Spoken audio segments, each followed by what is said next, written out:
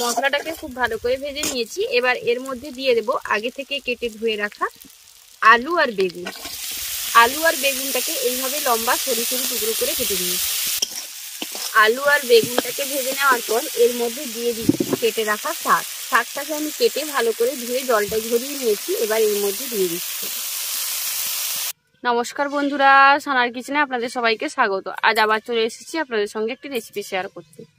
আজকে খসলা শাক দিয়ে তৈরি করব মাছের তেলের চচ্চড়ি। মাছের তেল দিয়ে আজকে খসলা শাকের চচ্চড়ি বানাবো। চলুন তাহলে রেসিপিটা শুরু করি। প্রথমেই আমি এখানে নিয়ে নিয়েছি খসলা শাক। এবার এগুলোকে প্রথমে কেটে নেব। দেখুন, এই যে শাকগুলোকে বেছে একদম পরিষ্কার করে নিয়েছি। এবার এগুলো কেটে নেব।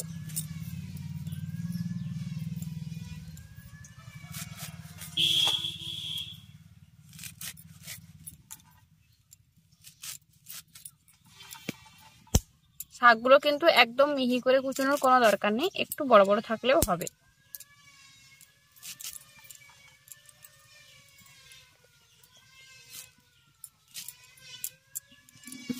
শাক কেটে নিয়েছি। এবার রান্নাটা শুরু করব। প্রথমেই কড়াই গরম করে দিয়ে দিচ্ছি সর্ষের তেল।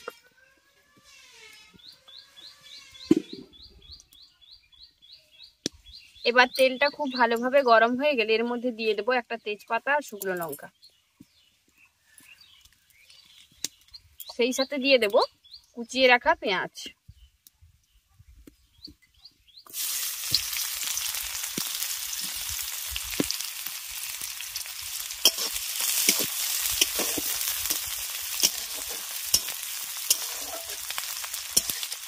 পেঁয়াজটা দেওয়ার পর দিয়ে দিচ্ছি মাছের তেল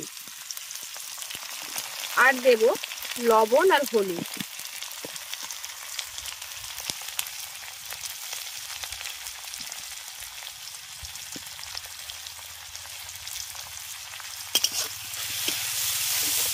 এবার মাছের তেলটাকে প্রথমে পেঁয়াজের সঙ্গে আগে ভেজে নেব।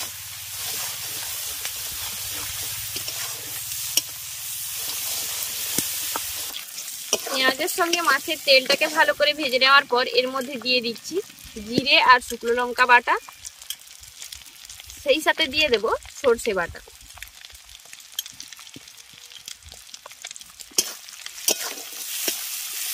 এবার মশলাটাকে ভালো করে আগে একটু ভেজে নেব বা কষিয়ে নেব।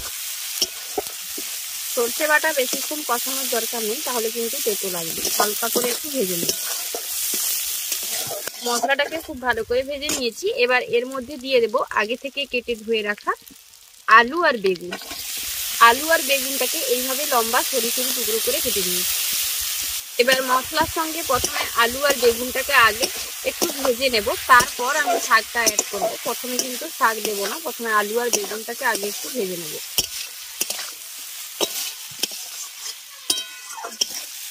আলু আর বেগুনটাকে ভেজে নেওয়ার পর এর মধ্যে দিয়ে দিচ্ছি কেটে রাখা শাক। শাকটাকে আমি কেটে ভালো করে ধুয়ে জলটা ঝরিয়ে নিয়েছি। এবার এর মধ্যে দিয়ে দিচ্ছি।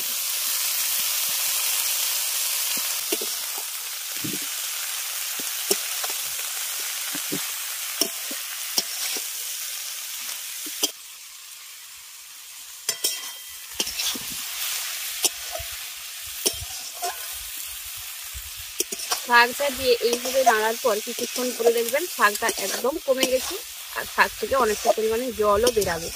এবার ঢাকা দিয়ে এটাকে রান্না করব, যাতে আলু বেগুন শাক সমস্ত কিছু খুব ভালোভাবে সেদ্ধ হয়ে যায়। শাকটাকে ঢাকা দিয়ে খুব ভালো করে কষিয়ে নিয়েছি।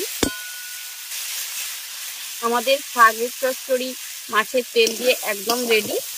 এবার এটাকে নামিয়ে নিয়ে আপনাদের দেখাচ্ছি। মাছের তেল আর আলু বেগুন দিয়ে শাকের চচ্চড়ি একদম রেডি। গরম ভাতের সঙ্গে খেতে এটা দারুণ লাগে। আমাদের আজকের এই রেসিপিটা আপনাদের কেমন লাগলো অবশ্যই কমেন্ট করে জানাবেন। ভালো লাগলে বরাবরের মতো ভিডিওটিতে একটি লাইক করে আপনার ফ্রেন্ডস এবং ফ্যামিলির সঙ্গে ভিডিওটা শেয়ার করার অনুরোধ রইল। যেসব বন্ধুরা এখনও চ্যানেলটি সাবস্ক্রাইব করেনি প্লিজ চ্যানেলটি সাবস্ক্রাইব করে নেবেন। সেই সাথে যারা ফেসবুক পেজ দেখছেন তারা অবশ্যই ফেসবুক পেজটি ফলো করে নেবেন। আজ তো এই পর্যন্তই, আবার দেখা হবে অন্য কোনো এক রেসিপি নিয়ে। ভালো থাকবেন, সুস্থ থাকবেন, আর এতক্ষণ আমাদের সঙ্গে থাকার জন্য অসংখ্য ধন্যবাদ।